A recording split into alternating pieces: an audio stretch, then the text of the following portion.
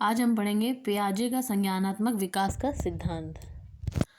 तो संज्ञानात्मक विकास का सिद्धांत सबसे पहले किसने दिया था? वो पियाजे ने दिया था।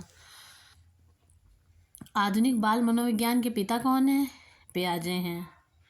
पियाजे ने वंशानुक्रम को सबसे अधिक महत्व दिया है।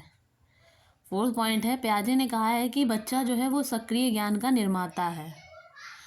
और 5वां जो है, पियाजे ने कहा है कि बच्चा एक नन्हा वैज्ञानिक है।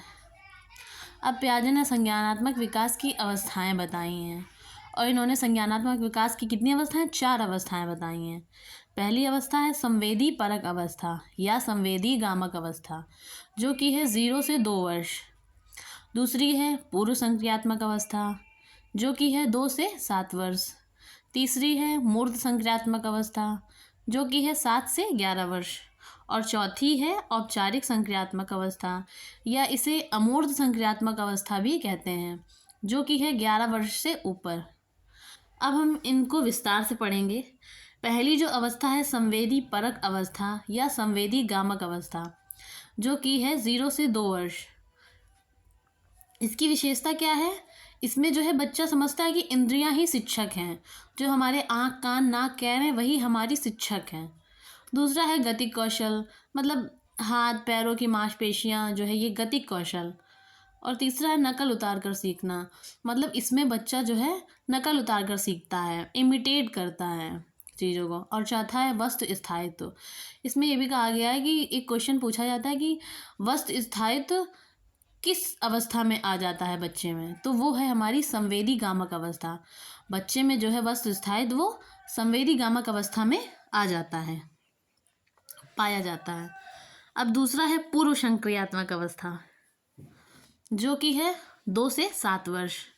इसकी विशेषता पहली क्या है? अतार्किक सोच, मतलब उसमें कोई तर्क वितर्क नहीं होता है, बस उसने सोच लिया वो सोच लिया।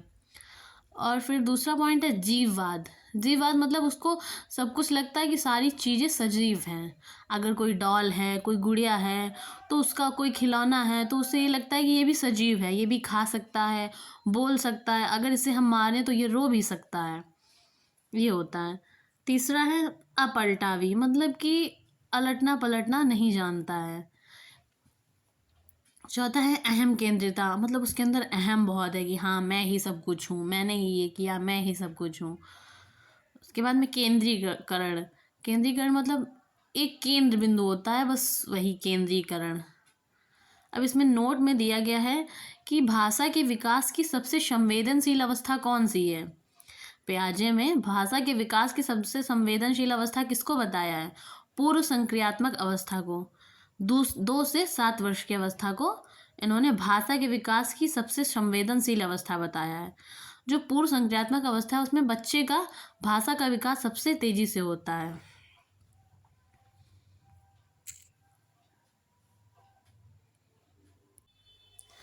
अब तीसरी अवस्था है मूर्त संक्रियात्मक अवस्था। इसमें है कि तार्किक सोच, बच्चा तार्किक सोचने लगता है, मतलब उसके दिमाग में तर्क वितर्क आने लगता है कि हाँ ये चीज़ कैसे हुआ, ये कैसे हुआ, ये ऐसे होगा तो कैसे होगा, है ना। तो तार्किक सोच। दूसरी वाली अवस्था में तो क्या था? अतार्किक सोच, उसके अंदर कोई भी तर्क नहीं थे, कोई भी विचार नहीं थे। अब दूसरा है पलटावी, उलट पुलट करना।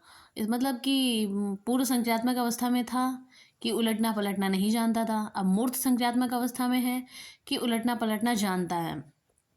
अगर आप उसको स्कूल छोड़ने जाओगे तो वो स्कूल आप छोड़ आओगे, वो चला भी जाएगा और आ भी जाएगा। अगर उसे कोई क्वेश्चन दिया गया है तो उसको वो इस तरह से भी कर सकता है, दूसरी तरीके से भी कर सकता है, मतलब कई तरीके वो निकाल लेता है। तीसरा है कारण और प्रभाव। कारण मूर्त संक्रियात्मक अवस्था में जो है पियाजे ने कहा है कि बच्चा कारण और प्रभाव जानने लगता है कि अगर धूप में कपड़े सूख रहे हैं तो क्यों सूख रहे हैं, कैसे सूख रहे हैं, इसका कारण क्या है, इसका प्रभाव क्या है।